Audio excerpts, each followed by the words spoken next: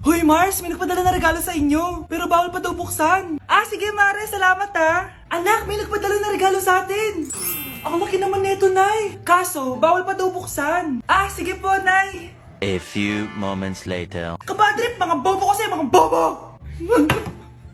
Tutulog na lang ako. Savage!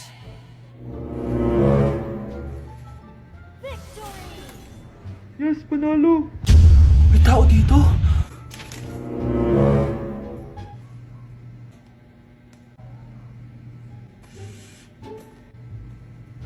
One hour later. Anak, magtik si Mare. Buksan na daw natin. Ah, sige po, Nay.